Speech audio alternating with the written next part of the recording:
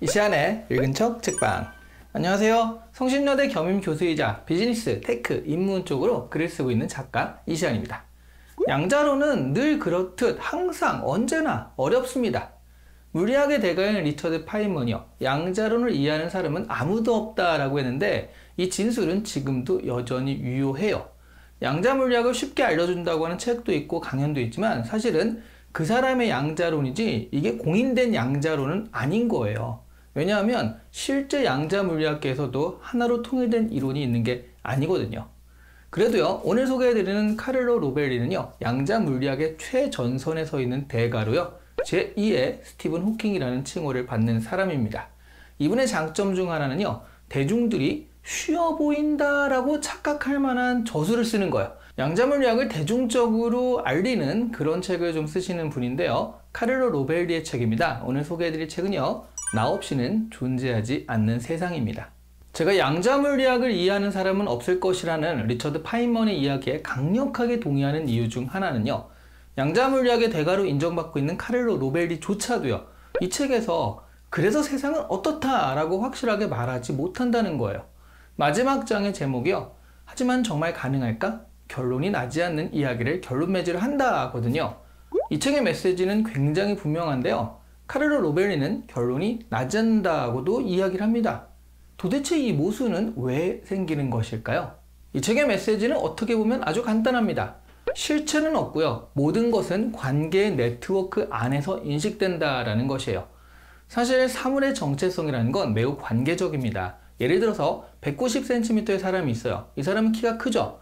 키가 크다라는 게 굉장히 확실한 사실일 것 같지만 사실 190cm의 사람도요, 210cm의 사람에 비해서는 작은 편인 거죠.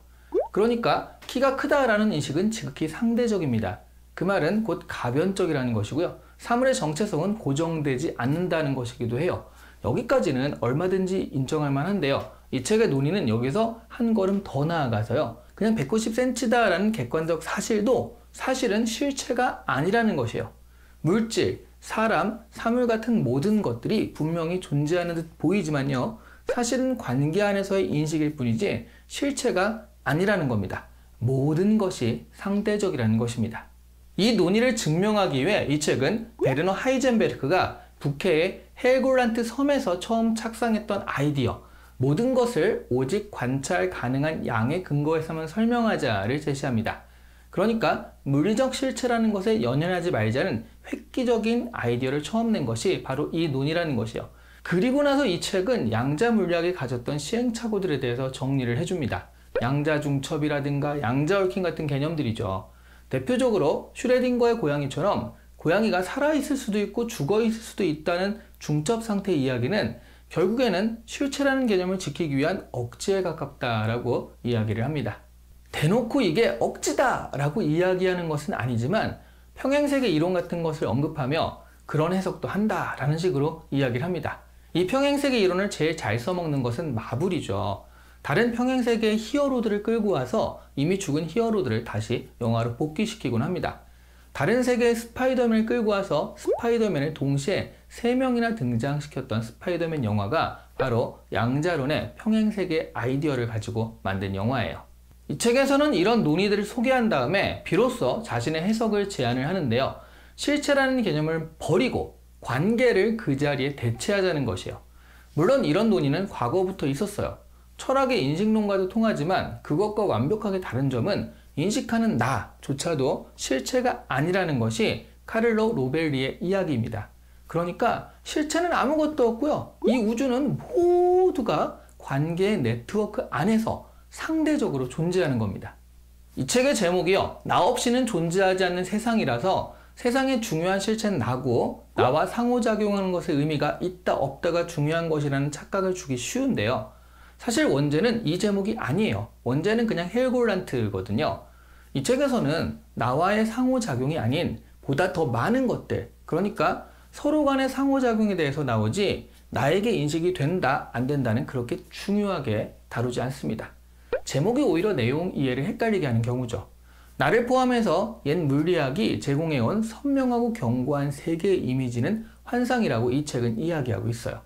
느낌을 경험하는 주체로서의 나라는 것은 잘못된 형이상학의 잔재일 뿐이며 양자론의 핵심은 사물의 속성은 다른 사물의 상대적이며 상호작용을 통해 실현될 뿐이라는 것이죠. 그러고 보면요, 인간의 의식, 정체성, 자아라는 것이 무엇이다 라고 실체적으로든 아니면 다른 거로든 규명된 적이 없어요. 다만 그것이 생각보다 견고하지 않다라는 것이 최근에 뇌과학을 통해서 증명되고 있긴 합니다. 어쨌든 이 책은 이러한 논의들의 연원들을 물리학에서만 찾는 것이 아니라 철학의 여러 전통에서도 찾고 있는데요. 그 중에 인도 철학인 나가르주나를 이야기합니다. 한국에서는 용수보살이라고 부르는데요. 이 사상의 핵심은 다른 어떤 것과도 무관하게 그 자체로 존재하는 것은 없다라는 것이죠. 실체라는 것은 없고 모든 것은 네트워크의 관계 안에서 상호작용을 통해 존재한다는 카를로 로벨리의 이야기와 거의 일치합니다. 최신의 과학인 양자 물리학을 이야기하지만 결론은 거의 철학적으로 내려지는데요.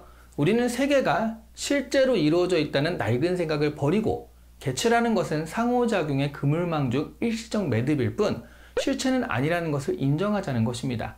이러한 결론이요, 저자 스스로도 결론이 나지 않는 결론이라고 이야기하는 것은요, 그렇다면 현실의 구조는 어떠한 것인지, 우리의 의식은 어떻게 작동하는 것인지 이런 것에 대한 설명은 하나도 하지 못한다는 거예요.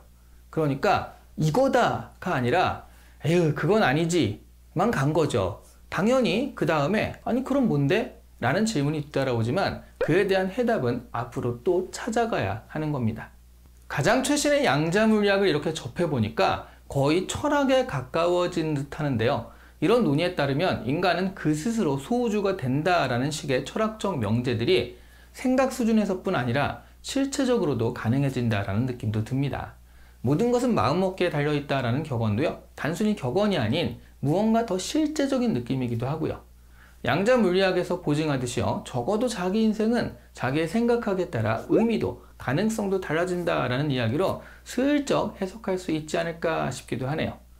실체가 없는 아무것도 아닌 존재일 수도 있지만 동시에 우주적 존재일 수도 있는 게 바로 인간입니다. 우리들인 거죠. 오늘 이 시간에 읽은 첫 책방은 카를로 로벨리의 나 없이는 존재하지 않는 세상이었습니다. 구독 없이는 존재하지 않는 시한책방 채널 잊지 마시고 구독 눌러주시고요. 예전에 이분의 전작 시간은 흐르지 않는다도 리뷰한 적이 있었는데요. 자꾸 얇은 책 두께와 그리고 대중적으로 보이는 글쓰기에 혹해서 쉽겠지라고 생각하고 접근을 하고 리뷰를 하게 되는데요. 생각해보면 양자역학의 가장 최신 이론들이거든요. 오늘도 완벽하게 속았습니다. 결코 쉽지 않아요. 결코 쉽지 않지만 그래도요, 시중에 어설프게 퍼져있는 옛날 양자역학의 이야기들을 보는 것보다는 같은 시간과 노력을 들이려면 그래도 이렇게 최신의 논의들을 보는 게 좀 더 좀 더 나은 선택이 아닐까 싶습니다. 감사합니다.